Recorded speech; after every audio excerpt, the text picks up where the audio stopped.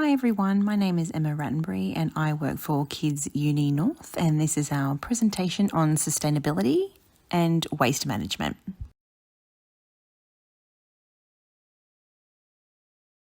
Before I begin this presentation, I would just like to do an acknowledgement of country, and just to acknowledge that this presentation is coming from Dharawal land, and at Kids Uni we would like to pay respects to elders past and present, and also to extend those respects to any Aboriginal or Torres Strait Islander people who are listening today. And this is a beautiful artwork created by Zachary Bennett Brooke for our wrap document. And the circles represent all of the children and families that come into our services at Kids Uni, and it's a really special artwork. And everything that we do in terms of our sustainability practices is really about looking after country and supporting children to do that as well.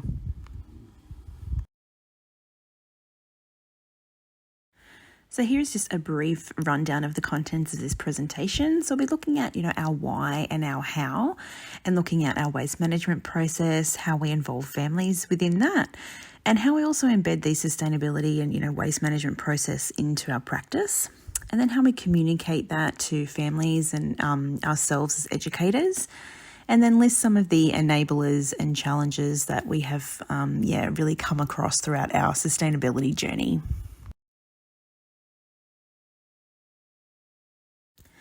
So explaining our why is really tricky to do on one slide, but essentially at Kids Uni North, we're always striving to provide high quality early childhood education and learning environments for children aged 0 to 5. And we really believe that it's our role not only to be sustainable as an organisation, but really to support children to develop those skills in caring for country so that they understand that we have an impact on the earth today and tomorrow. And it's really, it's one of those things that children might not naturally bring on their own, that it is one of those things we have to be really intentional about and create lots of, teacher supported experiences for children to participate in and to develop these skills and this knowledge about sustainability. So obviously it was something that we had kind of touched on before, but really the new sustainability principle within the early years learning framework brought that to the front. And we just really wanted to step up our practices to make sure that we were doing all that we could to work in a way that wasn't harming country in the present context and also for the future. So our how is made up of lots of little moments, but essentially these are some of the 4 main things that we have done here at Kids Uni North to really step up our sustainability practices. And the first one is that we do have a sustainability champion. So that's one of our educators receives a dedicated 2 hours per month, and sometimes some bonus time, if we do happen to have extra staff around, which isn't always, as any early childhood educator would know at this current point in time. But essentially they do have 2 hours a month for that project work. So it might be embedding some new practices, it might be sending out some communication to staff or families, or it might even be connecting with other educators within our other 3 services that we have here at Kids Uni. And then the second part is our sustainability action plan. So that's a working document similar to EQUIP in terms of where we are really highlighting some of those goals we want to work towards and who's really going to drive that work and what that's going to look like, and giving ourselves a bit of a time frame so we can be really intentional about our time and really utilise that quite well. And then our team critical reflection, so making time to discuss this with each and every team and room meeting that we have. So it's a standing item on an agenda, really just to update on how things are going and to see how we could be changing any of our practices. And then, working with experts in the field. So we were so blessed to be working with Dr. Sue Elliott last year and did some guided practice work with Sue and kind of shared what we were doing, and she really supported us to, strengthen some of our practices that we already had in place.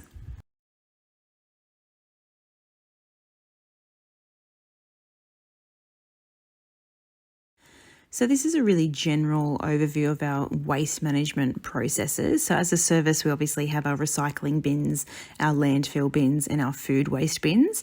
But within the classrooms, we also have a recycling bin, a landfill bin, and at meal times we will have the FOGO bin. So all of our food waste for morning tea, lunch and afternoon tea and any snacks in between is going into our FOGO bin.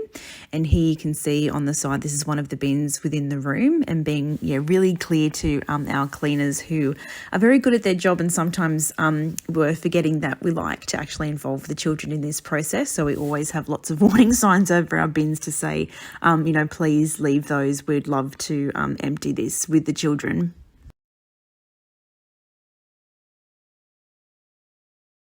So in regards to our waste collection process, so we are connected with Wollongong Council. So just like all other businesses and homes, weekly we have our food and garden waste getting picked up and the red bins, which is going into landfill. And then fortnightly we'll have our recycling picked up as well. Now we're really lucky to have an amazing local resource centre nearby, which is White's Gully. And one of our amazing educators and sustainability champions actually created an entire YouTube video explaining this to children of how they could go there and find lots of treasure, some secondhand treasure in there to stop it going into landfill. We always access this as well, or potentially drop off some things there if need be. We also use a private company for our nappy bins as well. And this is an area that we are always looking at how we could do better, because obviously we know that nappies do take up a large portion of landfill. So we're always looking at new ways we can do this sustainably for the organisation. We also work really hard to actually minimise waste in the first time. So we do lots of loose parts play. So sometimes when we have big packages, we'll have boxes and little inserts that are great for our play spaces. We accept lots of donations from families as well. So this photo is a collection of books that a family so kindly donated, and the children had a great time sorting those out. We also really focus on sustainable purchasing of resources. So first of all, making sure, do we need it? And then if we are purchasing it, making sure that, that business is sustainably sourcing those resources, considering where those objects are coming from, what fuel they required to be shipped to us and those sorts of things. But also making sure that, the quality of the resources, they're going to last and they're going to have multiple uses. Switching to using one glove during a nappy change as well, just to try and minimise that waste. Switching to microfiber cloths and not using paper towels for everything, and also face washes for children, so trying to minimise the use of wipes in terms of face and hands and things like that after meal times. And we also, within our 4 services, have created a bit of a resource pool as well, so we're always contacting each other to see if we can share our resources before we purchase anything new.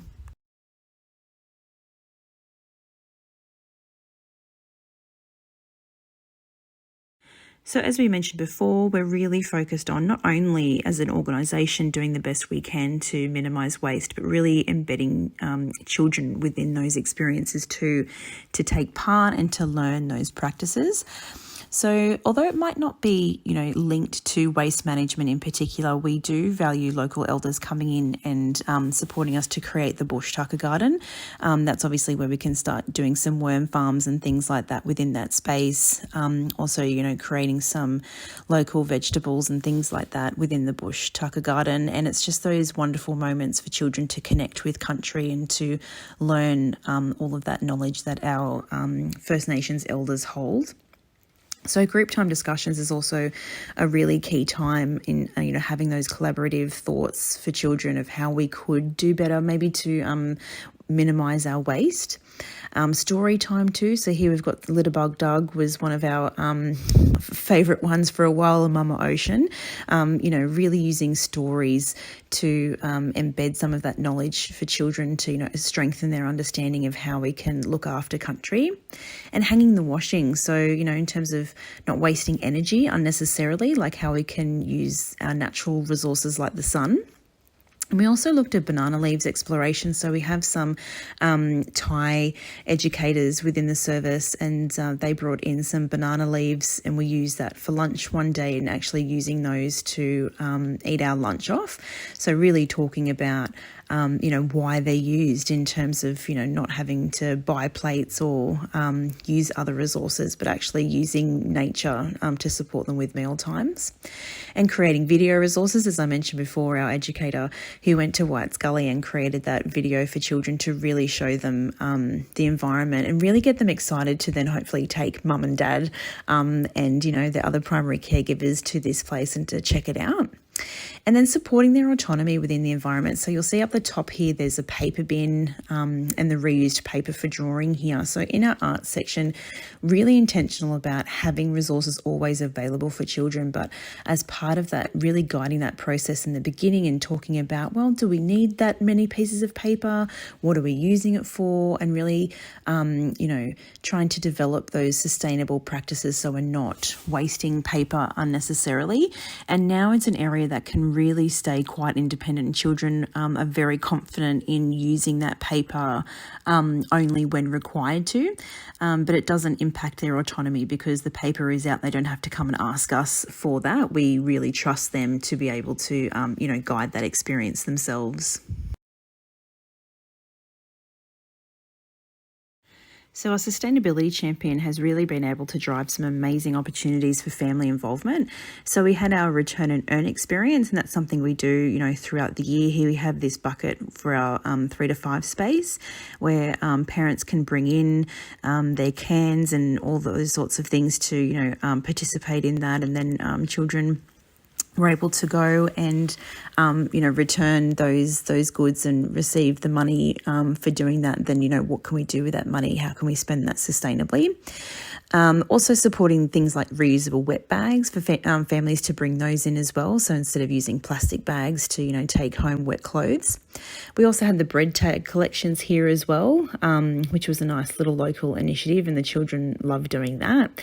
And even family fix-it sessions. So we had a family member coming in. We had one of our stools broken, and really encouraging families to, please come in and support children to see how we can actually fix our belongings instead of, tossing it out and buying something new.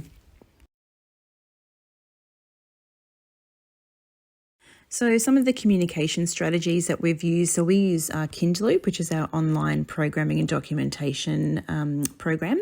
So we do lots of updates. So that might be updates with the families, updates for the educators, just letting everyone know what's going on, or, something that might have changed.